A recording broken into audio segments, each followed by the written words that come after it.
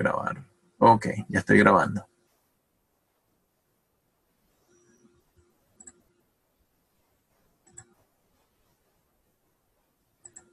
Ok. Bueno, las normas APA aparecen de la Asociación Psicológica Americana, básicamente porque, bueno, hicieron tanto trabajo y habían tantas desavenencias que dijeron, bueno, vamos a hacer una asociación y han sido tan efectivos en su citación, pero se ha convertido en un tema muy complejo porque, claro, cuando yo tenía un libro era sumamente fácil citar, un trabajo de investigación, pero cuando aparecieron ya videos, cuando aparecieron, bueno, páginas web, cuando esto es, cada año apareciendo cosas, porque, bueno, es necesario citar de la manera adecuada. Entonces, las normas APA, las normas APA hablan sobre cómo se hace inclusive los trabajos, ¿no? Ellos dicen, bueno, por eso es que aquí dice Times New Roman, letra número 12, a doble espacio, más en el 554 por cada lado, sangría, ok, eso, pero cada revista está asumiendo lo suyo, ¿no? Entonces, bueno, yo asumí las que yo les voy a enviar, ¿no? Dice encabezado, centrado, pero esto lo vemos aquí, pero el que yo les mando como modelo es el que vamos a retener. Una vez que se los mande, ustedes agarran, copian ese y se basan sobre ese que está allí, que ya tiene inclusive el logo de la escuela, ¿no? Entonces, para el manual APA, la selección se puede hacer con numerosos, con viñetas y toda esta cosa, pero vamos a entrar tablas y figuras, ya lo hablamos. Ok, la citación. Yo tengo varios niveles de cómo citar, ¿no? Cuando yo abro comillas, yo estoy citando literal y seguido el literal aparece la cita. Y la cita dice tal cual. Si aparecen, como dice aquí, según Huizinga, 1952, son características propias de la nobleza, las buenas costumbres y las maneras seguidas, además la práctica. Esa es una manera. Así aparecen grandes monarquías en España, tal cosa, y entonces aparece esto que dice Spielvogel del 2012, página 425.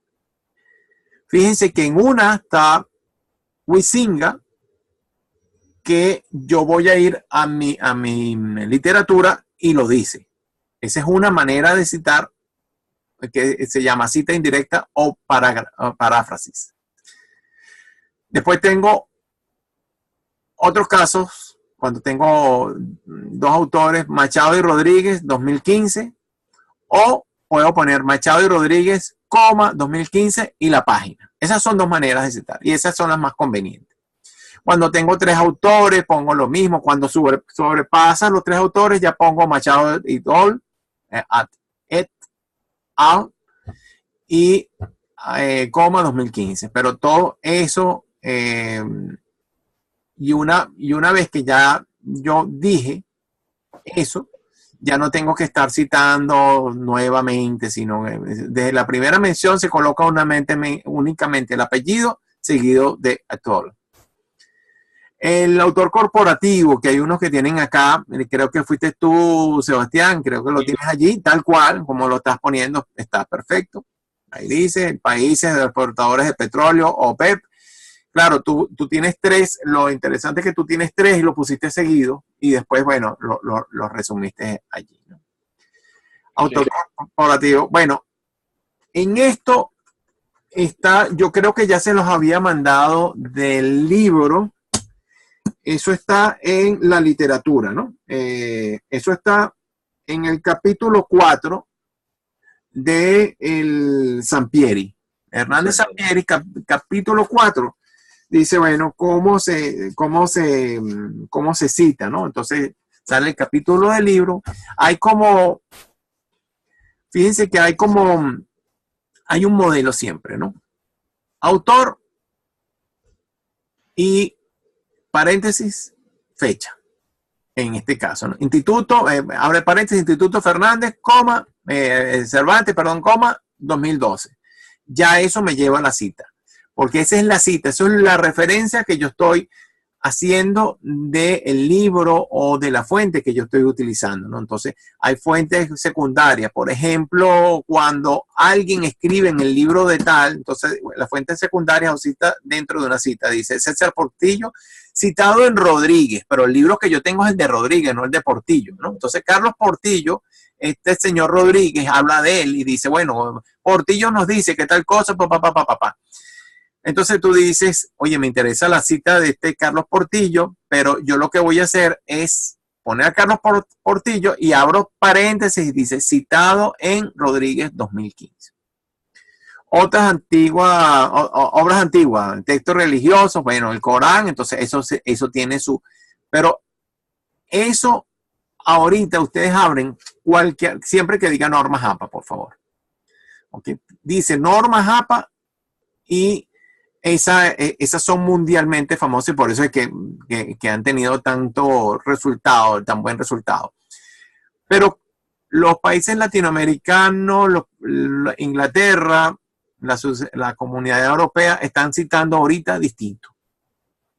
Hay otras, que si Chicago. Hay muchísimas. A mí me gustan las que están asumiendo los brasileños y ahorita uno aquí en la Universidad Central también. Estamos poniendo realmente apellidos y nombres. Atilano Medina, Daniel José, firmo yo. Porque es un solo Atilano Medina, Daniel José. Con todo y eso me he encontrado que en México hay. Sebastián Irribaren debe haber en la comunidad, entonces tú dices Sebastián tal y tal, ¿no? Comunicaciones personales, cartas personales, memorándum, mensajes electrónicos, Manuela Álvarez, por ejemplo, comunicación no se incluyen en la cita de referencia. Fíjense que eso no es válido, ¿no? Es igual que los sin fecha. Se coloca entre paréntesis, por ejemplo, libros que no tienen fecha o documentos que no tienen fecha, tú lo utilizaste, te parece importante, pero eso le da un poquito, le tiembla en la credibilidad de la documentación, ¿no? Entonces, bueno, pero sin embargo, si tú lo tienes y es importante, porque yo tengo un libro, por ejemplo, un libro que es interesantísimo, no lo tengo aquí, bueno, que es el único libro donde yo encontré una información que no está en más ningún lado, ¿no? Entonces, dada la importancia, por ejemplo, qué sé yo, un libro como, qué sé yo, como que es un catálogo y de repente dice Centro Pompidou, pero cuando leo, oye, no le pusieron una fecha y una institución, sí tiene fecha, ¿no? Pero hay otro, por ejemplo, que no tienen fecha y entonces uno pone sin fecha, pero está publicada y hay una información que alguien recogió, pero no la puso, ¿no? Cita el mismo autor. Bueno, aquí hay esto yo creo que en forma general, fíjense, es apellido, inicial para libros, ¿no? Apellido, inicial de la mayúscula de la persona, año de publicación, punto, abre paréntesis, cierra paréntesis, abre paréntesis, año de publicación, cierra paréntesis, punto. Título de la obra en cursiva.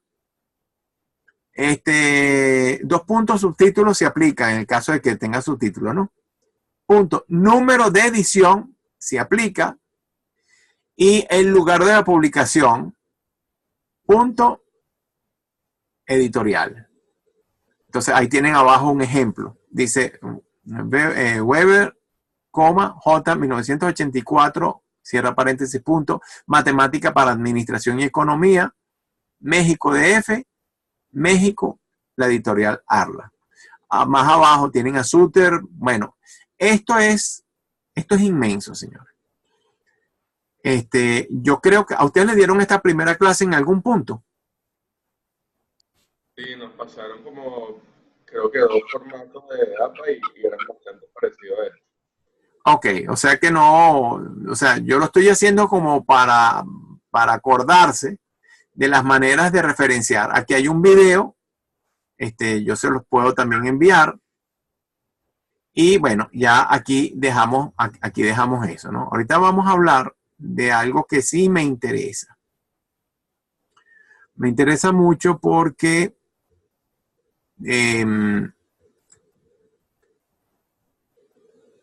ya va. Ok. Yo revisé todos los trabajos. Todos recibieron sus respuestas, ¿no? Sí, bueno, por lo menos casi. Bueno, fíjense. Hay trabajos que llegaron a buen término a este punto. Creo que básicamente son 4 trabajos. El de Sebastián, el de Lamas, el de Bocardo, y hubo uno interesantísimo que, bueno, me encantó porque logró salir hacia el final, que es, creo que es Salvetti. Sí. Ajá. Salvetti.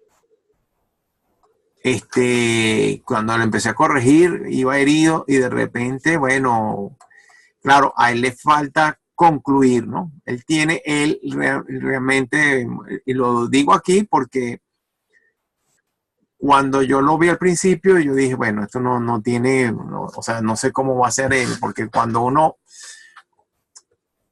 ve un trabajo y lo hablo por experiencia propia, ¿no? A mí me costó mucho escribir, mucho. Bueno, yo no iba a estudiar sencillamente y dije, bueno, no voy a estudiar porque no sé poner comas, no sé poner acentos, no sé, era una limitante muy grande. Y a veces se me escapan, ¿no? Pero a veces uno tiene unas cosas importantes que decir. Y si tú te limitas, no lo haces. Dice, no, porque como no sé escribir, no voy a hacer ese esfuerzo. Sobre todo para los músicos. Los músicos vemos como mucho más importante escuchar la música que leer sobre música. Leer sobre música es un fastidio. O sea, eso es un fastidio. Porque bueno, si yo voy a escuchar Bach, yo escucho Bach y tal. Pero lo importante de esto, y para este curso, es que fue gracias a los musicólogos que nosotros podemos escuchar a Bach. Bach no hubiera pasado si no se hace una investigación musicológica y nos perdemos de todo Bach. Nos perdemos de todo Beethoven, nos perdemos entonces, bueno, que fue lo que hizo los alemanes como cultura. Vamos a rescatar a todos estos tipos, porque son importantes, porque para ellos la música es importante, entonces se crea un departamento de musicología y se hacen congresos y dentro de eso, bueno, rescatan trabajos musicológicos. Bueno, es Mendelssohn el que rescata casi que la obra de Bach y se le agradece a Mendelssohn que haya sido el que haya escuchado con oídos de un gran músico y gracias a él Wagner dice, bueno, pero que esto, imagínense ustedes, Wagner diciendo que ellos eran una cultura estúpida por no salvar el trabajo de Bach cuando ellos son básicamente los que rescataron ese trabajo, ¿no? Pero ahí están los musicólogos, entonces claro, ahí hay una parte Debussy. Debussy era un excelente musicólogo y sabía escribir muy bien, ¿no? O sea, el acompañamiento del oído y con saber decir las cosas es importante. A veces creemos que no lo podemos hacer y sencillamente basta con hacer un curso, ponerse a escribir bien, porque si yo voy a escribir sobre música o a criticar sobre música, no lo puedo hacer sobre la base de mi opinión solo. Ese tipo es una porquería, porque mira, que desafinado, pero tú estás haciendo una crítica desde una base documental, desde un fundamento crítico, ¿cuál es? Oye, me gusta porque bueno, ¿cuáles son los elementos musicales en los que tú te basas para hacer esa crítica? Bueno, entonces ya tú tienes que son 8 elementos. Bueno, mira, las dinámicas, el tempo, la armonía, la textura, el timbre, y sobre eso tú armas tu crítica, ¿no? Entonces tú puedes hablar de rock, tú puedes hablar, y de eso cada uno tiene su estilo. Entonces, claro, si yo no manejo el rock, yo no me meto en ese campo. Porque, oye, no soy un experto en ese campo, pero cada quien se puede volver un experto. Hay gente experta en bachata y sabes perfectamente quiénes son quién no es en bachata. El cambio que ha tenido, por decir en reggaetón, Calle 13, es inmenso. Y entonces vas en enciclopedia, lo vas a desechar. No, el tipo ha hecho unas cosas muy importantes para esta cultura popular, pero tú tienes que manejar la escena musical. Entonces te haces un experto en eso, pero tienes que saber decirlo. Porque si no, bueno, se desecha ese trabajo. Ahora, dentro de esos 4 trabajos a mí me interesan porque lo que yo revelo de ahí es que tuvieron una secuencia. Tuvieron una secuencia y tuvieron el hacer. No abandonaron en ningún momento. Dijeron, bueno, vamos a ver qué problemas y objetivos. Agarro problemas y objetivos. Yo voy a tener una crítica con problemas y objetivos y corrijo. Después pasamos al otro, al marco teórico. Después del marco teórico, el marco metodológico. Hicimos un curso realmente muy comprimido y yo lo adapté tratando de que ustedes pudieran escribir un artículo utilizando el rigor científico. Y eso se logró. Ahora, hay todavía trabajos que no tienen por ejemplo, no tienen un marco teórico. Hablan desde la propia experiencia. Si vas a hablar de la propia experiencia, ese es un trabajo hermenéutico. Y la técnica es totalmente distinta, es una técnica sumamente compleja. Tienen que escribir muy bien para desarrollar el fenomenológico o el hermenéutico, porque parten de la experiencia propia. Entonces, partir de la experiencia propia para decirle a los otros, y básicamente que en arte siempre ocurre eso, hace muy difícil la comunicación porque empiezas a hablar desde tu perspectiva. Y la gente muchas veces no está dispuesto a escuchar nada más la perspectiva tuya, sino tiene que comparar la perspectiva sobre qué fundamento te basas tú si alguien ya lo dijo. Tú vas a hablar del psicoanálisis cuando ya existe Freud. No, yo no te voy a escuchar. Entonces, por eso es que existe alguien lo dijo antes. Entonces, por eso es que se hace el marco teórico y se hace esa revisión. Y si alguien lo dijo antes, y ahorita que yo tengo tanta facilidad para decirlo, por ejemplo, qué sé yo, la pianista Gabriela Montero ahorita está criticando a Venezuela. ¿Qué es lo que le da reverencia ahorita? Oye, que le dieron un premio a Beethoven. Ese premio a Beethoven, ¿de qué se trata? Oye, es un músico que trata sobre derechos humanos. Bueno, mira, pero yo tenía derechos humanos, tengo a esta señora, y ella está hablando exclusivamente de derechos humanos, pero desde la perspectiva del músico. Qué interesante. Entonces, sí hay algo que se hizo. Hay un trabajo, Miguel Ángel, ¿cuál tu trabajo es? La cosa es que yo los pierdo, ya va. Los bomberos de Mérida. Ok. ¿Qué pasa con los bomberos de Mérida? Al final tú empiezas a recitar como una cantidad de artículos que se pierde uno. Dice, bueno, pero ¿dónde está el enfoque? El enfoque realmente es yo voy a criticar una ley o no vas a criticar una ley. Voy a hablar del caso el caso del burro es el caso y la injusticia. Entonces hablo de la justicia en esto y digo, eso se manifiesta en el caso del burro. Entonces haces una pequeña introducción que hable sobre la justicia o los derechos humanos. El caso de los derechos humanos ahorita en Venezuela es una cosa que tú no sabes por dónde agarrarlo. Y no sabes por dónde agarrarlo porque tenemos 2 asambleas que están funcionando simultáneamente. Y de acuerdo a donde tú te ubiques políticamente, tú le haces caso a una o le haces caso a la otra. Y los organismos internacionales han caído en eso porque había billete o no había billete. Entonces la justicia, tienes que buscar un marco mayor y decir, bueno, la justicia es esta y tal cual. Ahora, siendo unos insubordinados, porque a ellos les paga el Estado. Y son los encargados ellos son un organismo como la policía. a partir de ahí, ellos incurren en una falta de respeto a sus superiores, porque entonces entra también esa, ¿es una falta de respeto a su superior o no? Entonces, claro, tú tienes que ubicarte fuera de ese rango y decir, bueno, ¿cuál es el rango teórico sobre el cual yo me voy a apoyar para hacer una crítica? Y eso tiene que estar muy sólido. Porque una vez que tú tengas eso sólido, tú dices, bueno, basado en esto, los derechos humanos internacionales, y tal cosa, tal cosa, tal cosa, esto estuvo mal hecho, porque ellos no han debido ser condenados. Sin embargo, queda la duda, porque cuando ellos dicen, bueno, es la ley del odio, que hoy aparece que están criticando la ley del odio, hoy aparece en la patilla, si quieres lo buscas ahí, aparece que están criticando la ley de odio. Entonces, eso, fíjate que tu trabajo de investigación no es que no sea pertinente, es que es pertinente. La cosa es que la manera como lo estás diciendo no es concluyente, y uno cuando está leyendo, por eso que lo puse para 6 páginas o máximo 10, para que puedan sintetizar en un punto, bueno, se trata de esto, yo lo que voy a hablar de esto, me baso sobre esto y esto. Según esto dice tal cosa, tal cosa, tal cosa, esto dice tal cosa, tal cosa, tal cosa.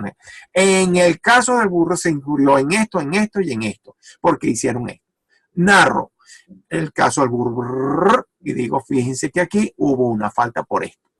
Conclusión, según este marco teórico, según los argumentos que se arguyen al principio, aquí no hay una falta. Por lo tanto, ocurre una injusticia. Y ya está. Pero hay que decirlo y hay que saber decirlo. Y esa es la parte más difícil, ¿no? Yo veo que Jesús González está aquí. ¿Me oye? Sí, los escucho. Ok. Jesús, lo que sucedió contigo es que llegas a la primera página y después no sé qué pasó. Sí, no completé esa la parte de que sería la parte del marco metodológico. O sea, Sí. tengo como algo armado, pero no logré pasarlo al artículo. Ok, yo le voy a dar el fundamento del artículo. En realidad, yo lo que hago ahorita lo tengo que hacer como un científico. Me permite leerlo, tiene todas. Yo estoy haciendo ahorita es como una línea de cotejo. Tiene las partes adecuadas, lo dice adecuadamente, cita adecuadamente, tiene todas sus partes y argumentó. Eso fue lo que me gustó mucho del trabajo de Alzetti, que él tenía una confusión allí entre las películas y tal cosa, y lo expuso de una manera tan coherente que él puede perfectamente llegar hasta finales del curso con éxito, ¿no? Yo no sé, después que se termine, me gustaría que nosotros en la próxima clase, ustedes expongan su trabajo en un máximo de 10 minutos como máximo. Si pueden hacerlo menos, mejor. El trabajo se trata de esto. Ustedes van a hacer una exposición. Y dicen, bueno, el caso es este y este. No hay que es una ponencia. Básicamente es una ponencia para hacerla exactamente en 10 minutos. Se podría hacer en 5, pero 5 ya es muy apresurado. 10 minutos a las personas que lo logren hacer y que convenzan, ¿no? Yo recibo los trabajos el lunes y yo les digo, bueno, los que van a la ponencia y los que no van a la ponencia. A la ponencia en este modelo que estamos viendo ahorita. Por una ponencia digital, vamos a ponerlo así. ¿Alguna pregunta? ¿Qué era lo que decía Leonardo? Perdón. Yo creo que déjame revisar, pero la pregunta creo que se respondía. Así ya se responde así sola, con nada más una captura de pantalla. No estaba muy claro dónde iban los resultados, pero... Ok. Bueno, mientras él está buscando, yo quería hacerle también preguntas sobre mi trabajo. Obviamente yo estoy enviado con el tema del enfoque y el tema de las dos asambleas. Entonces traté como de enfocarme en solo las consecuencias de lo que fue todo el caso. Y pedí asesoría, como tú me dijiste, con un jurista y un politólogo. ¿Ah? Y me dicen que bueno, que sí hay como pequeños problemas legales, pero que en términos generales ellos trataron como de mantenerse dentro de la ley. Lo que si es verídico que dicen todo, es que el uso de la ley fue como desproporcional para lo que significa el caso. El uso de la ley de odios, dices tú, o No, la ley de odio, fíjate que sí lo aclaré incluso en mi trabajo, ellos dicen que no tiene legalidad y que ellos lo saben. Por eso, en un principio, en la primera audiencia, ellos sacaron eso, pero fue como un susto y para crear el alboroto, pero ellos no pudieron darle seguimiento a eso, lo tuvieron que echar hacia atrás y de hecho más nunca lo volvieron a mencionar, porque saben que no le pueden dar poder a esa ley. Entonces, al final lo que quedó fue la ley el agravante contra el presidente. Ajá. Entonces ya cuando ellos echan hacia atrás esa ley, ya están como diciendo que la Asamblea Nacional Constituyente no entra dentro del proceso. Ok. Pero las dilaciones de todos los procesos, los 49 días que ellos pasaron detenidos, Uh-huh. todos los expertos me dicen que es como demasiado para lo que hicieron los bomberos, que de verdad eso no entra como dentro de una ofensa y de hecho no le pudieron conseguir como las evidencias para meterlos presos, para darle una condena mayor. Entonces yo quería como tratar de enfocarlo hacia las consecuencias de este acto y como la desproporcionalidad de la fuerza. Ok, pero fíjate que ya ubicaste e hiciste un trabajo de investigación. Tú hiciste inclusive unas entrevistas.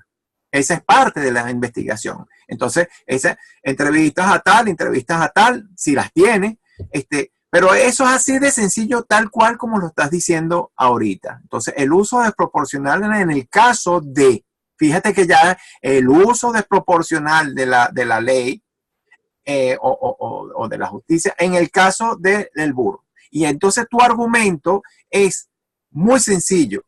La pena sobrepasa la ofensa. Entonces hubo un uso desproporcional de tal cosa. Y ya entonces fíjate que la cosa se aclara porque ya tienes el foco mucho más claro. Entonces, bueno, dale durísimo en los términos que estamos hablando y trata de salvarlo porque yo dejé mucho porcentaje hacia el final del trabajo, ¿no?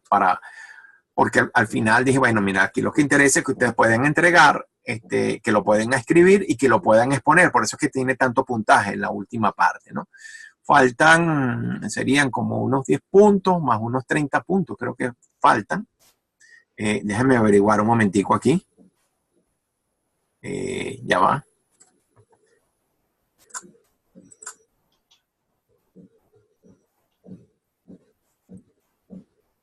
No, ya va.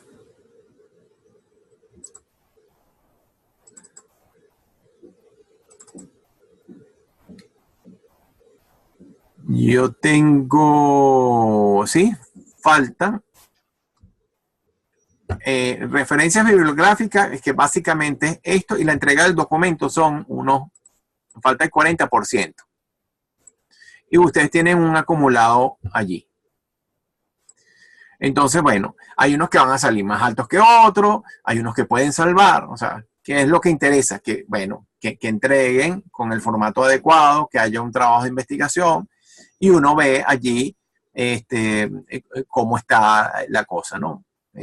Básicamente, ¿qué es lo que se entrega? Se entrega en el formato, yo se lo paso ahorita mismo, lo mando a la escuela, se lo mando a María Eugenia para que lo publique y que hagan una ponencia digital.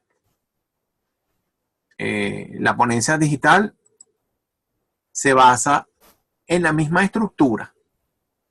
Yo tengo que mostrar un resumen, está la introducción, el desarrollo, tal cual. En 10 minutos uno tiene que hablar de esta ponencia, se trata, buenos días, esta ponencia se trata de tal cosa y tal cosa y tal cosa. Y entonces, bueno, cómo lo ilustramos y cómo lo vemos. En máximo 10 minutos. Si se puede hacer en menos, mucho mejor. En la universidad mi esposo y yo trabajamos con arquitectos que expongan un semestre completo en 3 minutos. tienen que ser píldoras muy, entonces ellos son muy concretos, básicamente, que es un resumen, ¿no? Aquí se tiene que notar cómo hacen la introducción, cómo hacen los antecedentes dentro de esa exposición, cómo aplican el método, cómo analizan resultados y cómo hacen sus conclusiones y chao. Si necesitan apoyo gráfico, ustedes tienen que hacerlo igualito que lo hacemos aquí. Bueno, lo que yo cronometro los 10 minutos y digo, bueno, tiempo y bueno, pasa el otro, ¿no? Hacemos así. Entonces, esto me asegura a mí que el material estuvo completo. Y lo hacemos en esta, o sea, lo ideal sería reunirse. Ojalá, no sé, si en algún futuro se puede abrir la materia para investigación en música, que es mi interés realmente. Mi interés no es ni de broma, derechos humanos, eso me descoloca, me pone a leer en otros ámbitos. Yo tuve que hacer también trabajo de investigación con ustedes, meterme a leer otras cosas. Para poder responder un poco a eso, ¿no? Pero como es un trabajo científico, uno dice, bueno, aquí lo que él me tiene que argumentar en estos términos.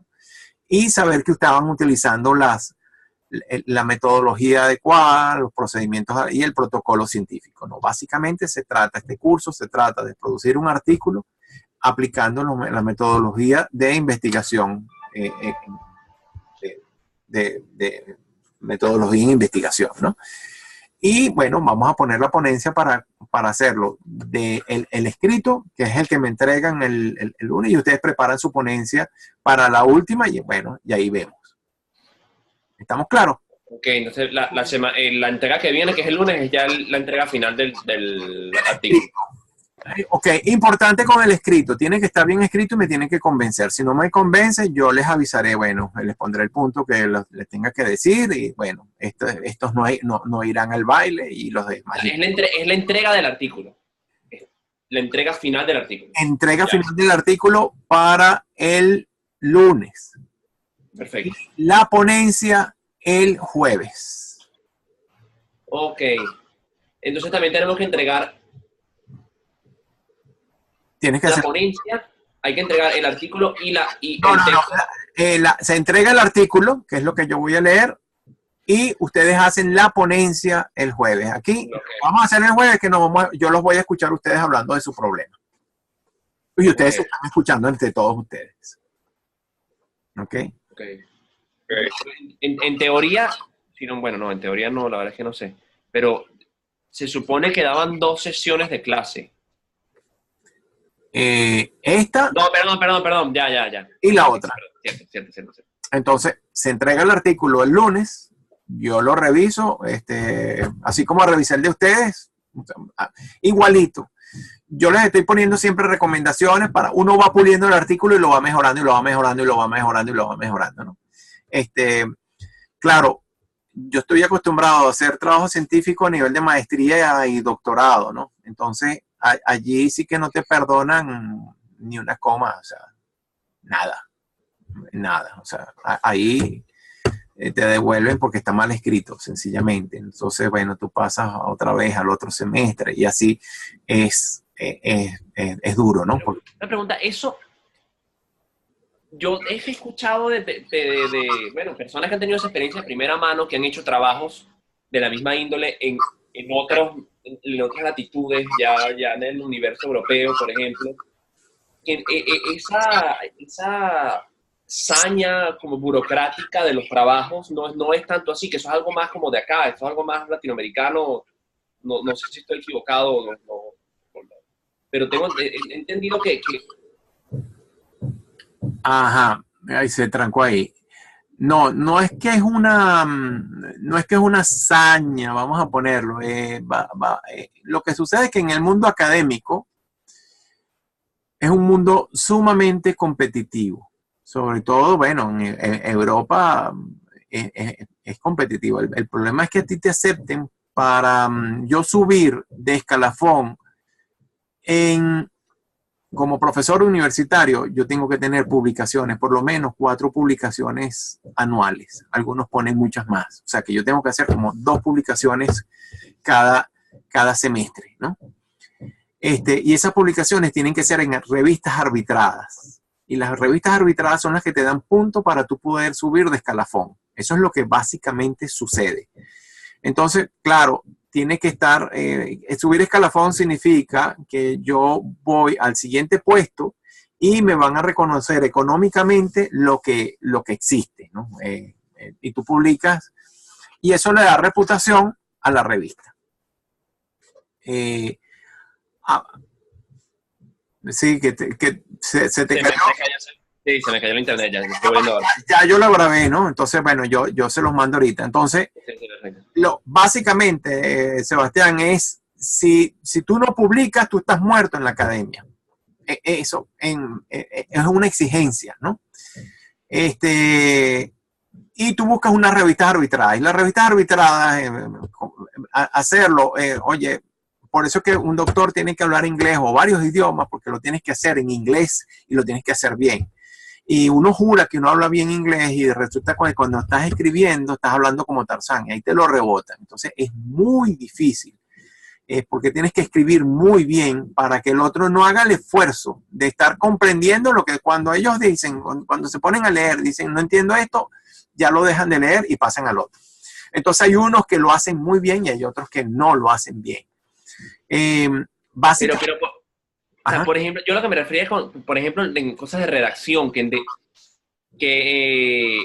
nuevo, creo que son dos personas que por casualidad que son amigos de mi papá que han pasado por el proceso de posgrado y de maestrías en Europa y también acá, y que son muchísimo más detallistas y hasta fastidiosos acá en Latinoamérica sobre lo que es en Europa, para la aprobación de los trabajos.